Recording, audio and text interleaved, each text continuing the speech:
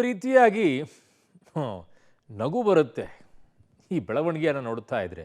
ಅಲ್ಲ ರೀ, ಇವರನ್ನೆಲ್ಲ ನೋಡ್ಕೊಳ್ಳಿ ಅಂತಾನೆ ಅದಕ್ಕೊಬ್ಬರ ಅಧೀಕ್ಷಕರು ಇಟ್ಟಿರ್ತಾರೆ, ಅಲ್ಲೊಂದಿಷ್ಟು ಸಿಬ್ಬಂದಿಗಳನ್ನ ಇಟ್ಟಿರ್ತಾರೆ.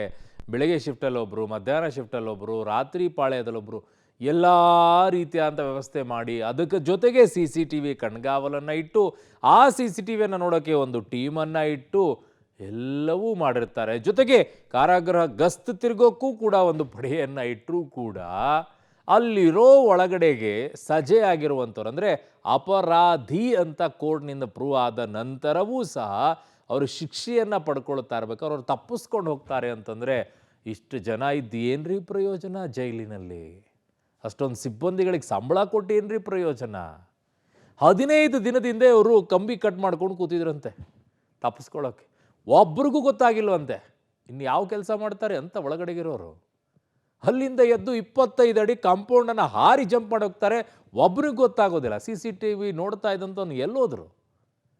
ಯಾವುದ್ರಿ ಇದು ಪರಿಸ್ಥಿತಿ? ಇದು ಮಾನ್ಯ ಗೃಹ ಮಂತ್ರಿಗಳ ಜಿಲ್ಲೆಯಲ್ಲೇ ಹೆಂಗಿದೆ ನೋಡಿ ಪರಿಸ್ಥಿತಿ. ಈ ಸುದ್ದಿ ನೋಡಿ. ಗೃಹ ಸಚಿವ ಪ್ರಿಯಾಂಕ್ ಖರ್ಗೆ ತವರಿನಲ್ಲಿ ಖಾಕಿ ನಿರ್ಲಕ್ಷ್ಯ. ಕಲಬುರಗಿ ಜೈಲಿಂದ ಮತ್ತೆ ಕೈದಿ ಎಸ್ಕೇಪ್. ಮಧ್ಯರಾತ್ರಿ ಬ್ಯಾರಕ್ ಮುರಿದು ಗೋಡೆ ಹಾರಿ ಪರಾರಿ. ಗೃಹ ಸಚಿವ ಪ್ರಿಯಾಂಕ್ ಖರ್ಗೆ ತವರು ಜಿಲ್ಲೆಯಲ್ಲಿ ಖಾಕಿ ನಿರ್ಲಕ್ಷ್ಯ ಬಯಲಾಗಿದೆ. ಸದಾ ಒಂದಿಲ್ಲ ಒಂದು ರೀತಿ ಕುಖ್ಯಾತಿಗೆ ಸುದ್ದಿಯಲ್ಲಿರುವ ಕಲಬುರಗಿ ಕೇಂದ್ರ ಕಾರಾಗೃಹ ಇದೀಗ ಮತ್ತೆ ಮುನ್ನೆಲೆಗೆ ಬಂದಿದೆ. ಕಲಬುರಗಿ ಕೇಂದ್ರ ಕಾರಾಗೃಹದಿಂದ ಮಧ್ಯರಾತ್ರಿ 3 ಗಂಟೆಗೆ ಕೊಲೆ ಪ್ರಕರಣದಲ್ಲಿ ಶಿಕ್ಷೆಗೆ ಒಳಗಾದ 3 ಸಜಾ ಕೈದಿಗಳಾದ ಮಸ್ತಾನ್, ಸಂತೋಷ್ ಹಾಗೂ ಸಾಗರ್ ಜೈಲಿನ ಬ್ಯಾರಕ್ ಮುರಿದು ಎಸ್ಕೇಪ್ ಆಗಿದ್ದಾರೆ. ಜೈಲಿನ ಕಾಂಪೌಂಡ್ಗೆ ಧರಿಸಿದ್ದ ಬಟ್ಟೆಗಳನ್ನೇ ಹಗ್ಗದ ರೀತಿ ಕಟ್ಟಿ ಗೋಡೆ ಜಿಗಿದು ಪರಾರಿಯಾಗಿದ್ದಾರೆ. ಕೈದಿಗಳು ಪರಾರಿಯಾಗಲು ಸಿಬ್ಬಂದಿ ಸಾಥ್. ಕೈದಿಗಳ ಪರಾರಿ ಹಿಂದೆ ಮೂಡಿದೆ ಹಲವು ಶಂಕೆ. ಸಜಾ ಕೈದಿಗಳು ಪರಾರಿಯಾಗಿರುವ ಪ್ರಕರಣ 10 ಹಲವು ಸಂಶಯಗಳಿಗೆ ಎಡೆ ಮಾಡಿಕೊಟ್ಟಿದೆ. ಮಧ್ಯರಾತ್ರಿ ಜೈಲಿನ ಬ್ಯಾರಕ್ ಮುರಿಯುವಾಗ ಜೈಲಿನ ಸಿಬ್ಬಂದಿ ಏನ್ ಮಾಡ್ತಾ ಇದ್ರು? ಕಾಂಪೌಂಡ್ ಮೇಲ್ಭಾಗದಲ್ಲಿ ಅಳವಡಿಸಿದ್ದ ಸೋಲಾರ್ ಸಿಗ್ನಲ್ ವಿಫಲವಾಗಿದ್ದು ಯಾಕೆ? ಈ ಸಂಶಯ ಈಗ ಮೂಡಿದೆ. ಜೈಲಿನ ಕೆಲ ಸಿಬ್ಬಂದಿ ಸಹಾಯದಿಂದಲೇ ಆರೋಪಿಗಳು ಎಸ್ಕೇಪ್ ಆದ್ರ ಅನ್ನುವ ಅನುಮಾನ ಕೂಡ ಮೂಡಿದೆ. ಕಲಬುರಗಿ ಕೇಂದ್ರ ಕಾರಾಗೃಹದಲ್ಲಿ ನಿನ್ನೆ ಮಧ್ಯರಾತ್ರಿ 3 ಗಂಟೆಗೆ ಕಾರಾಗೃಹದಿಂದ 3 ಜನ ಸಜಾ ಕೈದಿಗಳು ಪರಾರಿಯಾಗಿರುವಂತಹ ಘಟನೆ ಕಲಬುರಗಿ ಕೇಂದ್ರ ಕಾರಾಗೃಹದಲ್ಲಿ ನಡೆದಿದೆ. ಏನಂದರೆ ಬೀದರ್ನಲ್ಲಿ ನಡೆದಂತಹ ಕೊಲೆ ಪ್ರಕರಣದ ಸಂಬಂಧ 3 ಜನ ಆರೋಪಿಗಳನ್ನು ಈಗಾಗಲೇ ನ್ಯಾಯಾಲಯದ ಅವರನ್ನು ದೋಷಿ ಅಂತ ತೀರ್ಪು ಕೊಟ್ಟಿತ್ತು. ಅದಾದ ಬಳಿಕ 3 ಜನ ಆರೋಪಿಗಳೇನಿದ್ದಾರೆ ಆ 3 ಜನ ಆರೋಪಿಗಳಾದಂತಹ ಮಸ್ತಾನ್, ಸಂತೋಷ್ ಮತ್ತು ಸಾಗರ್ 3 ಜನರನ್ನು ಕೂಡ ಕಲಬುರಗಿಯ ಕೇಂದ್ರ ಕಾರಾಗೃಹಕ್ಕೆ ಶಿಫ್ಟ್ ಮಾಡಲಾಗಿತ್ತು. ಅದಾದ ಬಳಿಕ ನಿನ್ನೆ ಮಧ್ಯರಾತ್ರಿ 3 ಗಂಟೆ ಸುಮಾರಿಗೆ ಕಲಬುರಗಿಯ ಕೇಂದ್ರ ಕಾರಾಗೃಹದ ಒಳಬದಿಯಲ್ಲಿ ಅವರಿಗೆ ಇರುವಂತಹ ಬಟ್ಟೆ ಆಗಿರ್ಬೋದು, ಟಿ ಶರ್ಟ್ಸ್ ಆಗಿರ್ಬೋದು ಮತ್ತು ಬನಿಯಾನ್ ಇಂತಹ ಒಂದು ಬೇರೆ ಬೇರೆ ಬಟ್ಟೆಗಳನ್ನು ಬಳಸಿಕೊಂಡು ಈ ಒಂದು ಜೈಲಿನ ಬಲಭಾಗದಲ್ಲಿರುವಂತಹ ಏನು ಕಾಂಪೌಂಡ್ ನೋಡ್ತಾ ಇದ್ದೀರಾ, ಸುಮಾರು 25 ಅಡಿಯಷ್ಟು ದೊಡ್ಡದಾಗಿರುವಂತಹ ಈ ಒಂದು ಹೈಟ್ನಲ್ಲಿರುವಂತಹ ದೊಡ್ಡ ಕಾಂಪೌಂಡ್ ಆಗಿದೆ. ಆ ಒಂದು ಕಾಂಪೌಂಡ್ನ ಮೇಲ್ಭಾಗಕ್ಕೆ ಹೋಗಿ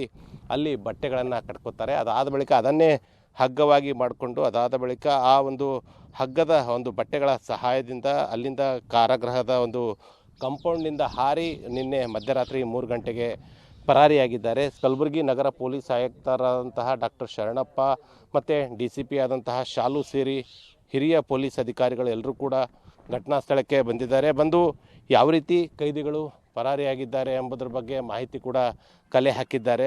ಆರೋಪಿಗಳು ಪರಾರಿಯಾಗಿರುವ ಬಗ್ಗೆ ಫರ್ತಾಬಾದ್ ಪೊಲೀಸರಿಗೆ ಜೈಲು ಸಿಬ್ಬಂದಿ ಮಾಹಿತಿ ನೀಡಿದ್ದಾರೆ. ಕೇಂದ್ರ ಕಾರಾಗೃಹಕ್ಕೆ ಕಲಬುರಗಿ ನಗರ ಪೊಲೀಸ್ ಆಯುಕ್ತ ಡಾಕ್ಟರ್ ಶರಣಪ್ಪ, DCP ಶಾಲು ಸೇರಿ ಹಲವು ಹಿರಿಯ ಪೊಲೀಸ್ ಅಧಿಕಾರಿಗಳು ಭೇಟಿ ನೀಡಿ ಪರಿಶೀಲನೆ ನಡೆಸಿದ್ದಾರೆ. ಜೈಲಿನ ಒಳಗಡೆ ಹಾಗೂ ಹೊರಭಾಗ CCTV ದೃಶ್ಯಗಳನ್ನು ಪರಿಶೀಲಿಸಿದ್ದು ಪರಾರಿಯಾದವರ ಬಂಧನಕ್ಕೆ ಒಟ್ಟು 4 ತಂಡಗಳನ್ನು ರಚಿಸಿದ್ದಾರೆ. ಕಲಬುರಗಿ ಕಾರಾಗೃಹ ಅಧೀಕ್ಷಕ ಅಮಾನತು, DGP ಅಲೋಕ್ ಕುಮಾರ್ ಆದೇಶ. ಜೈಲಿನಿಂದ ಕೈದಿಗಳು ಪರಾರಿಯಾಗಿರುವ ವಿಚಾರಕ್ಕೆ ತಲೆದಂಡವಾಗಿದೆ. ಪ್ರಕರಣ ಸಂಬಂಧ ಕಲಬುರಗಿ ಕೇಂದ್ರ ಕಾರಾಗೃಹದ ಅಧೀಕ್ಷಕ ರಾಕೇಶ್ ಕಾಂಬ್ಳೆ ಅಮಾನತಿಗೆ ಕಾರಾಗೃಹ DGP ಅಲೋಕ್ ಕುಮಾರ್ ಸೂಚನೆ ನೀಡಿದ್ದಾರೆ. ಕೈದಿಗಳ ಚಲನಾವಲನ ಮೇಲೆ ಸಿಬ್ಬಂದಿ ಕಣ್ಣಿಡೋದಕ್ಕೆ ವಿಫಲ ಹಿನ್ನೆಲೆ ಕ್ರಮ ಕೈಗೊಳ್ಳಲಾಗಿದೆ. ಅಧೀಕ್ಷಕ ನಂತರ 13ಕ್ಕೂ ಅಧಿಕ ಜೈಲು ಸಿಬ್ಬಂದಿ ಅಮಾನತು ಮಾಡುವ ಸಾಧ್ಯತೆ ಇದೆ. ಯುದ್ಧದ ಚಿಂತನೆ ಬಿಟ್ಟು ಇಲಾಖೆ ಬಗ್ಗೆ ಗಮನ ಕೊಡಿ. ಪ್ರಿಯಾಂಕ್ ಖರ್ಗೆಗೆ ಮಾತಿನಲ್ಲೇ ತಿವಿದ ವಿಜಯೇಂದ್ರ. ಇನ್ನು ಪದೇ ಪದೇ ಕೈದಿಗಳು ಪರಾರಿಯಾಗ್ತಾ ಇರೋದಕ್ಕೆ ಟೀಕಿಸಿರುವ ಬಿಜೆಪಿ ರಾಜ್ಯಾಧ್ಯಕ್ಷ ಬಿವೈ ವಿಜಯೇಂದ್ರ ಗೃಹ ಸಚಿವ ಪ್ರಿಯಾಂಕ್ ಖರ್ಗೆ ವಿರುದ್ಧ ವಾಗ್ದಾಳಿ ನಡೆಸಿದ್ದಾರೆ. ಗೃಹ ಸಚಿವರಿಗೆ ತವರು ಜಿಲ್ಲೆಯಲ್ಲಿ ಏನಾಗ್ತಾ ಇದೆ ಅನ್ನೋದು ಗೊತ್ತಿಲ್ಲ. ಬದಲಾಗಿ ಇರಾನ್ ಅಮೆರಿಕ ಯುದ್ಧದ ವಿಚಾರಕ್ಕೆ ಅವರು ಬ್ಯುಸಿ ಇದ್ದಾರೆ. ಈಗಲಾದರೂ ತಮ್ಮ ಇಲಾಖೆ ಬಗ್ಗೆ ಗಮನ ಕೊಡ್ಲಿ ಅಂದಿದ್ದಾರೆ. ರಾಜ್ಯದ ಗೃಹ ಸಚಿವರಾಗಿರುವಂತಹ ಪ್ರಿಯಾಂಕ ಖರ್ಗೆ ಅವರು ಸದ್ಯ ಈಗ ಅಮೆರಿಕ ಮತ್ತು ಇರಾನ್ ಮಧ್ಯೆ ಯುದ್ಧ ನಡೀತಾ ಇದೆ, ಅದ್ರ ಬ್ಯುಸಿಲಿದ್ದಾರೆ. ಸೊ ಆದಷ್ಟು ಬೇಗ ಅದನ್ನು ಇತ್ಯರ್ಥ ಮಾಡಿ ತಮ್ಮ ಜಿಲ್ಲೆ ಮತ್ತು ತಮ್ಮ ಇಲಾಖೆ ಬಗ್ಗೆ ಗಮನ ಹರಿಸಬೇಕು ಅಂತೇಳಿ ನಾನು ವಿನಂತಿ ಮಾಡ್ತೇನೆ. ಸದ್ಯ ಆರೋಪಿಗಳ ಪರಾರಿ ಪ್ರಕರಣ ಕುರಿತು ಫರ್ತಾಬಾದ್ ಪೊಲೀಸ್ ಠಾಣೆಯಲ್ಲಿ ಪ್ರಕರಣ ದಾಖಲಾಗಿದೆ. ಕೈದಿಗಳು ಪರಾರಿಯಾಗಿರುವ ಬಗ್ಗೆ ಜೈಲಿನ ಅಧಿಕಾರಿಗಳು ಆಂತರಿಕ ತನಿಖೆ ನಡೆಸಿ ತಪ್ಪಿತಸ್ಥರ ವಿರುದ್ಧ ಕಠಿಣ ಕ್ರಮಕ್ಕೆ ಮುಂದಾಗಿದ್ದಾರೆ. ತವರು ಜಿಲ್ಲೆಯ ಎಡವಟ್ಟು ಗೃಹ ಸಚಿವರಿಗೆ ತೀವ್ರ ಮುಜುಗರ ಆಗುವಂತೆ ಮಾಡಿರೋದ್ರಲ್ಲಿ ಎರಡು ಮಾತಿಲ್ಲ. Praveen Reddy, public TV, Kalaburagi.